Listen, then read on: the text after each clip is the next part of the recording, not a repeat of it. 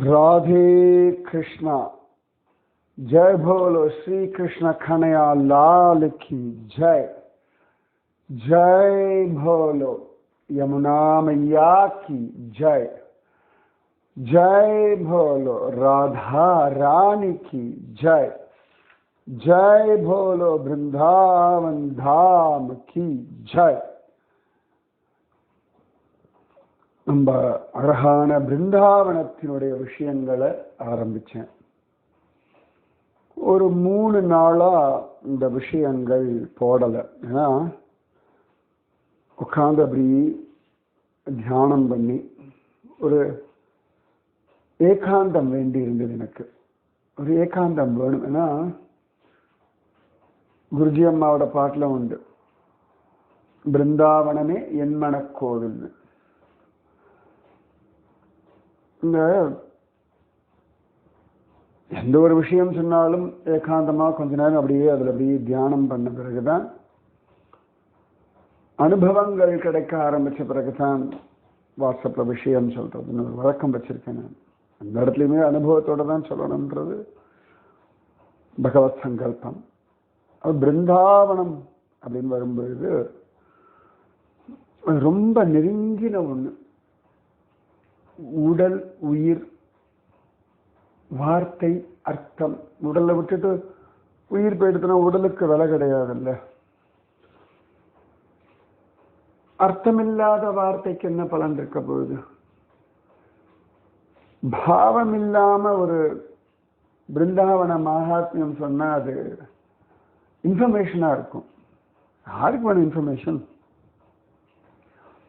கூகுளில் போனால் உங்களுக்கு நிறைய இன்ஃபர்மேஷன் கிடைக்கும். நான் சொல்கிறத நிறைய இன்ஃபர்மேஷன் கிடைக்கும். பிருந்தாவனமே பாவ பூமி அப்படின்னு தான் சொன்னோம். பக்தி, பக்தர், பகவான், இந்த மூணும் ஒன்னோட ஒன்று பின்னி பிணைஞ்சிருக்கிறது பிருந்தாவனம். அங்க பக்தி உண்டு, பக்தர் உண்டு, பகவான் உண்டு. ஒன்னோட ஒன்று அப்படி கலந்து கிடக்கும். பக்தருக்குள்ள பக்தியை பார்க்கலாம், பக்திக்குள்ள பகவானை பார்க்கலாம், பகவானுக்குள்ள பக்தரை பார்க்கலாம். இப்படி பின்னி பிணைஞ்சு கிடக்கிற ஒரு ஸ்தலம் ஸ்ரீவனம். 2-3 நாளா நடச்சுட்டு இடரா பண்ணலையே. அது கிருஷ்ண சங்கல்பம் வரணும்ல, அப்புறம் தான் நான் சொல்ல முடியும். ராதாராணியினுடைய கட்டளை இல்லாமல் ஒரு விஷயம் கூட சொல்ல முடியாது. எனக்கு அந்த ஒரு ஏகாந்தம் வேண்டி இருந்தது. இன்னைக்கு அந்த ஏகாந்தம் கிடைச்சிருக்கு. முக்கியமா அழகான ஒரு நாள் இன்று. அதாவது தை மாசம். நார்த்துலலாம் இப்போ சாந்திர மாச அடிப்படையில் இப்போ பௌஷ் மாசம் சொல்லுவா. நம்ம தை மாசம் அதில் சுக்லபக்ஷ சப்தமி திதி. என்ன விசேஷம் தெரியுமா?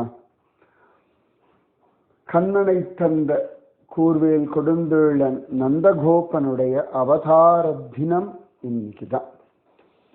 எஸ், நந்தபாபாவோட பர்த்டே இன்னைக்கு ஜனவரி 6ஆம் தேதி. இன்னைக்கு எப்பயுமே ஞாபகம், தை மாசம் புஷ்ய சுக்லபக்ஷ சப்தமி திதி. அப்ப இன்னைக்கு சொல்லித்தானே ஆகணும். அதனாலதான் இன்னைக்கு ஆனந்தமா சொல்ல வந்திருக்கேன். இந்த கண்ணன் பூதனாவை அனுகிரகம் பண்ணது. பூதனா, சகதாசுரன், திருநாவர்தன் அதுக்கெல்லாம் அனுகிரகம் பண்ணது மகாவனம்ன்ற கோகுலத்துல.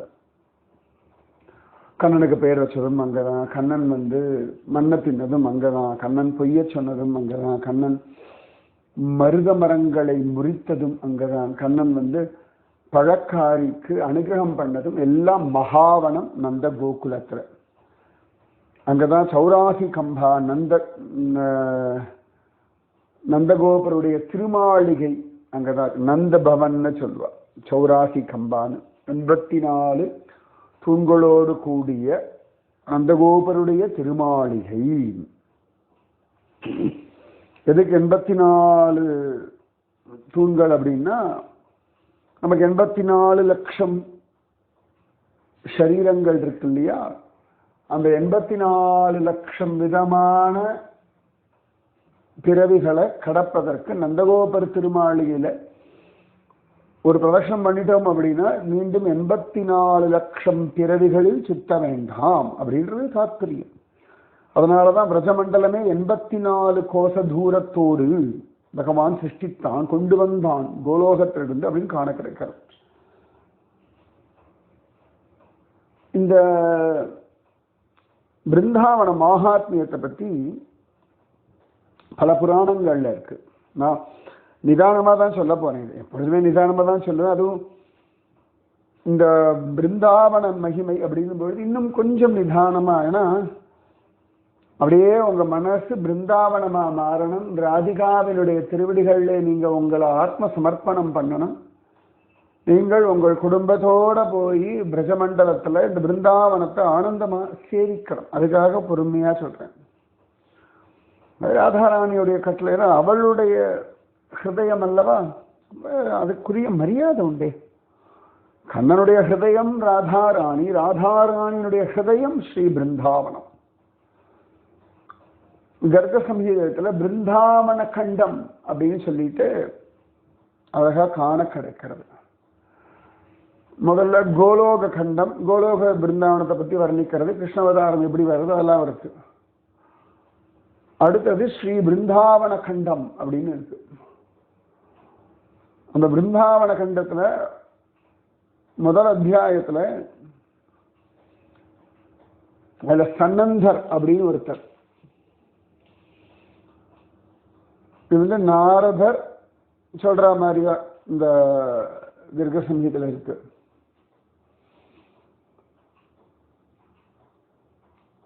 அப்ப பகுலாஸ்வன்ற ராஜாவுக்கு அழகா நாரதர் எல்லாம் சொல்ற.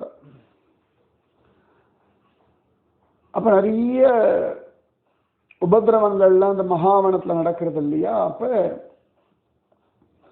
ஒரு சந்தர்ப்பத்துல நந்தகோபர் தன் கூட இருக்கக்கூடிய நந்தர்கள், உபநந்தர்கள், ரிஷபானு, நிறைய பேர் உண்டு. ரிஷபானு ஒரு விஷபானு, நிறைய விஷபானு உண்டு. எல்லாரையும் கூப்பிட்டு இந்த மாதிரி மாத்தி மாத்தி மாத்தி ஏதான ஒன்று நடந்துட்டே இருக்கு, நம்ம என்ன பண்ணலாம்னு சொல்லுங்களே, எனக்கு உங்களுடைய ஆலோசனை, உங்களுடைய அறிவுரை வேணும்ன்ற. எப்பொழுதுமே ஒரு ராஜாவா இருக்கக்கூடியவன், ஒரு லீடரா இருக்கக்கூடியவன் அழகா டிஸ்கஸ்லாம் பண்ணணும், மற்றவர்களுடைய கருத்துக்கள் எல்லாம் கேட்கணும். ஆனா தீர்மானம் இந்த ராஜா தான் எடுக்கணும். எல்லாருடைய கருத்துக்களும் கேட்டு அதில் இருக்கக்கூடிய பலாபலன்கள், அதில் இருக்கக்கூடிய லாப நஷ்டங்கள், நல்லவை கெட்டவை எல்லாத்தையும் கவனிக்கணும். ஒரு ராஜான்னு இருந்தாச்சுன்னா, if you want to be a leader, you should listen. ஆமா, எல்லாரும் சொல்றதையும் கேட்கணும். ஆனா அதை ஆலோசனை பண்ணி எது உச்சிதமோ அந்த தீர்மானத்தை எடுக்கணும். அது என்ன தீர்மானிக்க போறோம் அப்படின்றது அடுத்தவர்களுக்கு அந்த லீடர் சொல்ற வரைக்கும் தெரியக்கூடாது. உங்க குழந்தைகளுக்கு நீங்க இதெல்லாம் சொல்லி தரணும். எல்லார்கிட்டையும் எப்படி டிஸ்கஸ் பண்ணணும், அதுக்கு நீங்க குழந்தைகளோட டிஸ்கஸ் பண்ண சில விஷயங்களை. உங்க மகனோ மகளோ வளர வளர வளர எந்தெந்த விஷயத்தை எவ்வளவு தூரம் டிஸ்கஸ் பண்ணலாம் அப்படின்றது நீங்க அனுபவத்துல கத்துக்கணும். எல்லாருமே யாரும் தி பர்ஃபெக்ட் மாம், தி பர்ஃபெக்ட் டேட்லாம் கிடையாது. அந்த குழந்தைகள் ஒவ்வொரு வயசு வரும்பொழுதுதான் உங்களுக்கு ஒவ்வொன்றா புரிய ஆரம்பிக்கும். நீங்க அந்த வயசை கடக்கிறதுன்றது ஒண்ணு, அந்த வயசை கடந்துருக்க உங்க பிள்ளைகளுக்கு நீங்க அறிவுரை சொல்றதுன்னு ஒண்ணு உண்டு. ஒரு அம்மா வந்து வயசுக்கு வந்துட்டு தான் குழந்தைய பெற்றிருக்கா. ஆனா அவளுடைய மகள் வயசுக்கு வரும்பொழுதுதான் அவளுக்கு இன்னும் ஒரு வித்தியாசம் புரியும். ஒரு அப்பா இருக்கார் அப்படின்னா அவர் டீனேஜ் எல்லாம் கடந்து வந்து கல்யாணம் பண்ணிட்டு தான் குழந்தைய பெற்றிருக்காரு. ஆனா அவருடைய பிள்ளை அவன் டீனேஜ் அப்படி கிராஸ் பண்ணும் பொழுது, அவன் டீனேஜ்குள்ள வரும்பொழுது அப்பாவினுடையதான மனம், அந்த குழந்தைக்கு சொல்ல வேண்டிய விஷயங்கள் இதுல ஒரு தெளிவு உண்டாகும். நாம டீனேஜ்ல இருக்கிறதுன்றது வேற, நம்ம டீனேஜை கடந்து வந்த பிறகு அந்த டீனேஜுக்கு வரக்கூடிய பிள்ளைகளுக்கு சொல்றதுன்றது totally different kind of thing. சரியா? அதனால வாழ்க்கைன்றது கற்றுக்கொள்வது. நாம கற்றுக்கொண்டே தான் இருப்போம். இது ஒன்றும் முடியலாம் முடியாது. நான் எல்லாத்தையும் கற்று முடிச்சேன்னா சொல்ல முடியாது. எல்லாத்தையும் கற்றுக்கணும். ஒவ்வொரு நாளும் சாப்பிட்றதுல கற்றுக்கிறோம், சமைக்கிறதுல கற்றுக்கிறோம், குடும்பம் நடத்துறதுல கற்றுக்கிறோம், தாம்பத்தியத்தில் கற்றுக்கிறோம், ஆஃபீஸில் கற்றுக்கிறோம், உலக வழக்கங்களில் கற்றுக்கிறோம், ஆடை உடை விஷயங்களில் கற்றுக்கிறோம். இப்போ வாட்ஸ்அப் ஃபேஸ்புக்லாம் கற்றுட்டு இருக்கோம் இல்லையா? நமக்குலாம் என்ன ஸ்கூல்லையா சொல்லி கொடுத்தாருலாம்? இல்லை இல்லை, அப்படிதான் வாழ்க்கையில். ஸ்கூலில் ஒரு லெவல் வரைக்கும் கற்றுப்போம். அடுத்த லெவலில் சுற்றி இருக்க மனிதர்கள் ஒவ்வொன்றும் சொல்லி கொடுப்பா. அடுத்த லெவலில் போகிற இடங்களில் கற்றுப்போம். படிக்கிறது, பார்க்கறது, இப்படி எல்லாத்துலேயும் கற்றுக்கொள்ளுதல் அப்படின்றது வாழ்க்கையில் மிக முக்கியமான ஒரு அங்கம், தவிர்க்க முடியாத ஒன்று கற்றுக்கொள்ளுதல். சரியா? அப்ப நந்தகோபர் அழகா ஆலோசனை பண்றார். உபநந்தன் நிறைய பேர் இருக்கா. அதுல ஒரு வயசானவர் சன்னந்தன் பேர். சனந்தன் சன்னந்தன், சனந்த வர சன்னந்தன் வேற. ஓகேவா? அப்ப சன்னந்த் சன்னந்த் வயசானவர் அவர் சொல்றாரு, இங்க மாத்தி மாத்தி நிறைய விஷயங்கள்லாம் நடந்துட்டே இருக்கு. கண்ணன் நன்னா இருக்கணும். நம்ம எல்லாருக்கும் கண்ணன் தான் முக்கியம். அதனால இந்த இடத்த விட்டு நம்ம எல்லாம் கிளம்பிடலாம், கிளம்பி போயிடலாம். அதுக்கப்புறம் எங்க போலாம் அப்படின்னு அவரே சொல்றார்.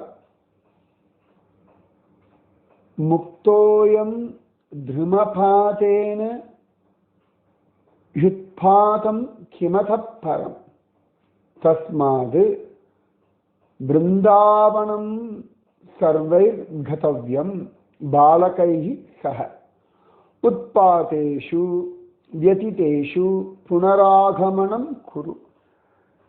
இங்க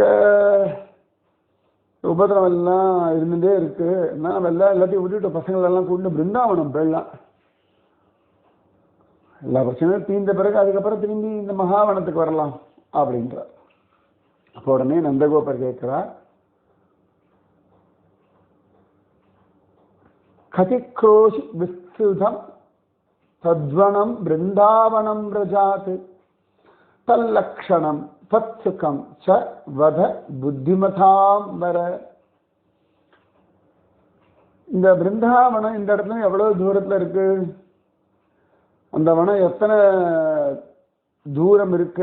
எத்தனை சைஸ் இருக்கு? அதோட லட்சணம் என்ன? அங்க என்ன சுக சௌகரியங்கள்லாம் இருக்கு எல்லாம் சொல்லுங்க. சில இடங்கள்ல 2 மைல் ஒரு கோர்ஸ் அப்படின்ற, அதாவது 2 மைல்னா கிட்டத்தட்ட 3 கிலோமீட்டர். சரியா? அதாவது ஒரு விஷயம் சொல்றான்னா அது என்ன ஏதுன்னு அதனுடைய டீடைல்ஸ் கலெக்ட் பண்ணணும். யாரா வேணா இருக்கட்டும், உங்களுக்கு ரொம்ப வேண்டப்பட்டவர்களாக இருக்கட்டும், உங்க மேல ரொம்ப அக்கறை உடையவர்களாக இருக்கட்டும், உரிமையுடையவர்களாக இருக்கட்டும், ஒரு டீடைல்ஸ் தெரிஞ்சுக்கிறது தப்பு கிடையாது. இது எப்பொழுதுமே ஞாபகம் வச்சுக்கோங்க. அவசரப்பட்டு எல்லாத்துக்கும் சரி போயிடலாமே அப்படின்னு முந்திரி கொடுத்தனா காட்டப்படாது. இதெல்லாம் நிறைய நான் பண்ணியிருக்கேன்.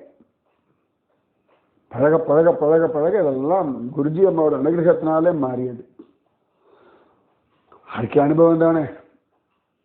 அதனால கத்துக்கோங்க. அதுக்காக தான் இவ்வளவு சொல்றேன். நான் இப்போ எனக்கு கூட கத்துக்கோங்க. நான் ஆரம்பத்தில் எனக்கு தெரிஞ்சிருக்கலாம், அதெல்லாம் கிடையாது. இப்ப தெரிஞ்சிருக்கு. இப்பொழுதுல இருந்து எப்போதுமே வாழ்க்கை நடந்து முடிந்த பிறகு அன்னைக்கே அது தெரிஞ்சுதா நீங்க அன்னைக்கே கிடைச்சிருக்கலாம் குருஜி, அதெல்லாம் வேலைக்கே ஆகாது. இப்ப கிடைச்சிருக்கோமா இப்ப உபயோகப்படுத்திக்கோங்க. சரியா? இந்த மொமெண்ட் அதுதான் முக்கியம். அப்ப நந்தகோபர் ஒரு அழகா கேள்வி கேட்கிற, ரொம்ப அழகா இருக்கும். நந்தகோபருடைய அந்த விஷயத்தை கேட்கிற விதம், அதை பத்தி அவர் புரிஞ்சுக்கிற விதம், அதை பத்தி அவர் தனக்கு தெளிவு கிடைக்கிற விதம் எல்லாமே ரொம்ப அழகா இருக்கும். புராண இதிகாசங்கள்ல இதெல்லாமே நம்ம பார்க்கணும். அப்ப இந்த பிருந்தாவனம் எவ்வளவு தூரம் எல்லாம் சொல்ற. அதெல்லாம் ரொம்ப அழகா இருக்கு. பிராகு திவ்யாம் பர்ஹிஷதோ தட்சிணஸ்யாம் யதோ புராத் பশ্চিமாயாம் சோணபுரான் மாதுரம் மண்டலம் விதுகு. இதெல்லாம் கர்க சம்ஹிதை ஸ்லோகம். அதுல சொல்லும் பொழுது கர்காச்சாரியார் எனக்கு இதை சொன்னார். வசுதேவரோட கிரகத்துக்கு நான் போன பொழுது அப்படின்னு சொல்லிட்டு அவர் சொல்றார், மாதுரம் மண்டலம் திவ்யம் தீர்த்தராஜேன பூஜிதம். இந்த மதுரா தேசம் இருக்கு, அந்த மதுரா மண்டலத்தை தீர்த்தராஜனான பிரயாகராஜே பூஜை பண்ணிருக்கான். அதுல இருக்கக்கூடிய வனங்கள், வனேபியஸ்தத்ர சர்வேபியோ வனம் பிருந்தாவனம் வரம். அந்த மதுரா மண்டலத்தில் இருக்கக்கூடிய ஏராளமான வனங்கள் ஒன்று, அதுல நிறைய இருக்கு. அதுல ரொம்ப விசேஷமானது பிருந்தாவனம். வனேபியஸ்தத்ர சர்வேபியோ வனம் பிருந்தாவனம் வரம் பரிபூர்ணதமஸ்யாபி லீலா கிரீடம் மனோகரம். அழகான அந்த பிருந்தாவனம் ரொம்ப விசேஷமானது.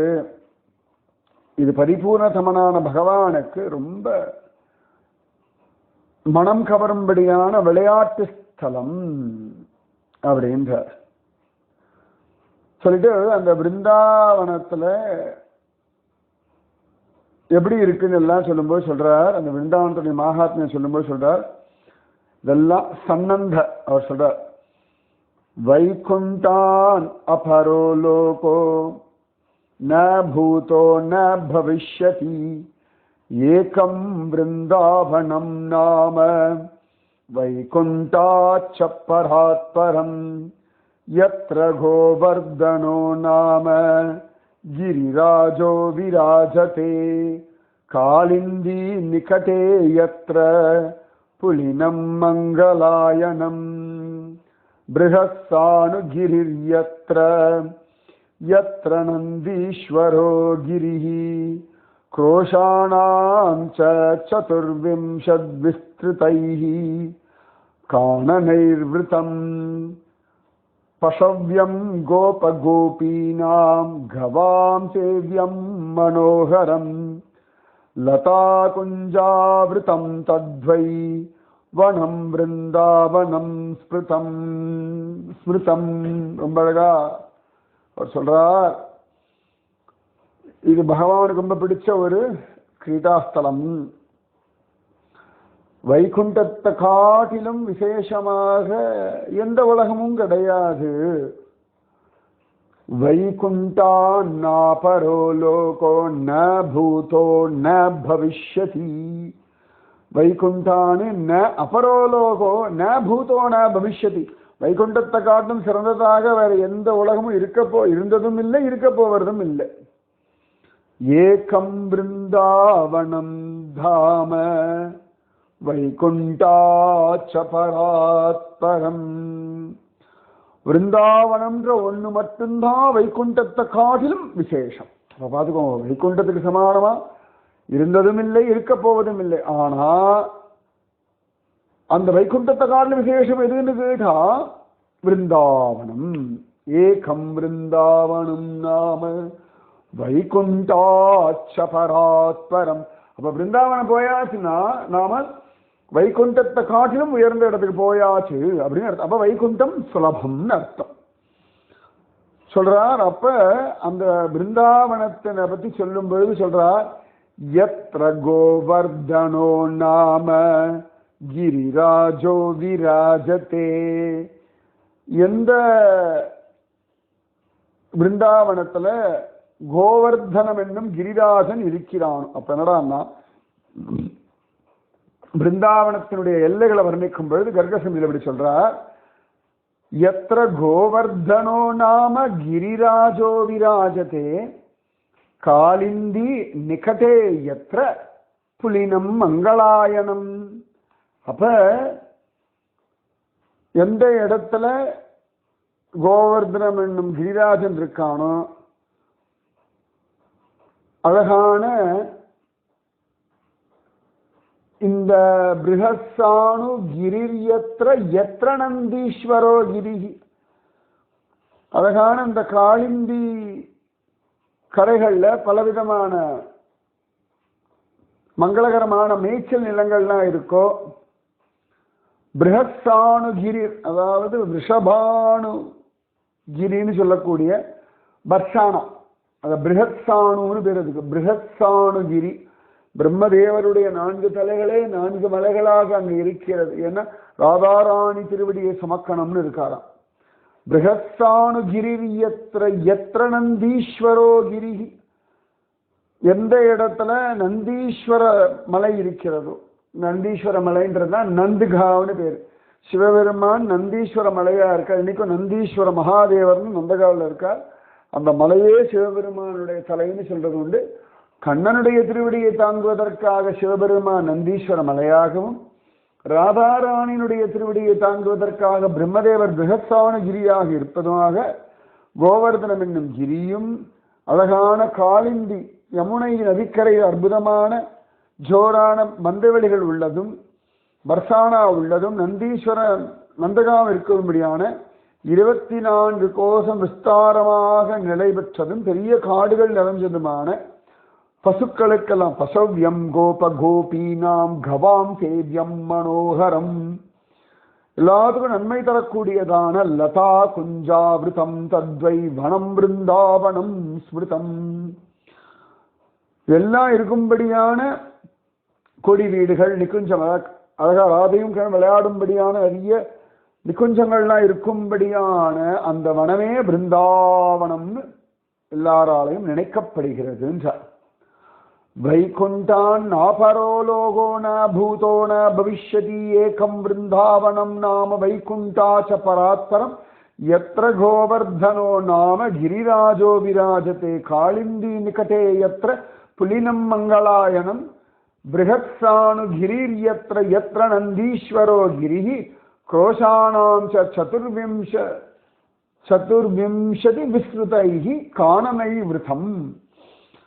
அதாவது கோவர்தனகிரி, அதுக்கப்புறம் நந்தகாவ், பர்சானா, அழகாக யமுனையினுடைய அழகான மாடு மேய்க்கக்கூடிய ஸ்தலங்கள், இது எல்லாம் அடங்கியதும் 24 கோஷங்கள் விஸ்தாரம் உள்ளதுமான பிருந்தாவனம், மாடுகளுக்கும் கோப கோபிகைகளுக்கும் நன்மை தரக்கூடியது, நிறைய கொடி வீடுகள் நிறைந்தது அந்த பிருந்தாவனத்திற்கு போன்ற.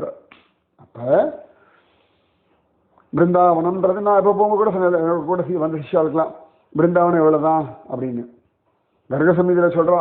கோவர்தனம், நந்தகால், பர்சானா, பிருந்தாவனம், பிருந்தாவனத்தில் அந்த காடு எல்லாம் சேர்த்து பிருந்தாவனம். அவ்வளோ இருக்கிறதுலே பெரிய வனம் எதுன்னா பிருந்தாவனம்ன்றா. சூப்பர்ல. பிருந்தாவனம் எவ்வளோ வசதி, வைகுண்டத்தை காட்டின வசதி. கோவர்தனம், ராஜாராணியோட பர்சானா, கண்ணன் வாழ்ந்த நந்தகா, மகாவனம் இல்லாமல் நந்தகா, இது எல்லாம் சேர்ந்ததும் காளிந்தி நதிக்கரையில் பலவிதமான பசும் புல்வெளிகள் நிறைந்ததுமான கொடி வீடுகளும் அழகான மரங்களும் கண்ணனுக்கு மனதுக்கு பிடிக்கும்படியான கோப கோபிகைகளுக்கும் மாடுகளுக்கும் சுகம் தரும்படியான வனமே பிருந்தாவனம். இதுதான் நந்தகோபுரருடைய ராஜ்யம். சூப்பர்ல. ஜெய் போல பிருந்தாவன் தாமக்கி ஜெய். ஸோ இன்னும் 2 நாளோடது உங்களுக்கு பேக்கப் இருக்கு, நான் பண்ணிவிடுவேன். அதெல்லாம் ராதாராணி பண்ணிடுவேன். சரியா? ஸோ நீ பிருந்தாவனம்னா புரிஞ்சுக்கோங்க, வைகுண்டத்தை காட்டிலும் உயர்ந்ததான ஸ்ரீ பிருந்தாவனம். அப்போ பிருந்தாவனத்துக்குள்ள போனவா அவ்வளோ பாக்கியவான்கள், பிருந்தாவனத்துக்கு போகணும்னு நினைக்கிறவா அவ்வளோ பாக்கியவான்கள், பிருந்தாவனத்துக்கு போக போகிற நீங்கள் எவ்வளவு பாக்கியவான்கள். இந்த விஷயம் கேட்கற இல்லையா, கேட்கிறவ அத்தனை பேருக்குமே நிச்சயமாக பிருந்தாவன வாசம் கிடைக்கும். ஒரு நாளாவது பிருந்தாவனத்துல காலாறு நடக்கிற பாக்கியம் கிடைக்கும். ராதாராணி அனுகிரகத்தினாலே பிருந்தாவனத்தை இந்த ஜன்மாலே உங்கள் கண்களாலே தரிசிப்பீர்கள், உங்கள் கால்களாலே நடப்பீர்கள், உங்கள் கைகளாலேயே அங்க இருக்க மண்ணெல்லாம் அப்படியே தலையபடி அழகா போட்டுக்கலாம். சரியா? ராதே கிருஷ்ணா. ஜெய் போலோ ஸ்ரீ பிருந்தாவன் தாம் கி ஜெய். जय बोलो यमुना मैया की जय. जय बोलो श्री कृष्ण कन्हैया लाल की जय. जय बोलो गोवर्धन गिरिराज की जय. जय बोलो वृषभानुपुरत की जय. जय बोलो नंदीश्वर महादेव की जय. जय बोलो राधा रानी की जय. जय बोलो नंद महाराज की जय. ஜெய் போல ஆஜ் கி ஆனந்த் கி ஜெய். இப்படிதான் ஜாலியா சிரிக்கணும். சரியா? ராதே கிருஷ்ணா.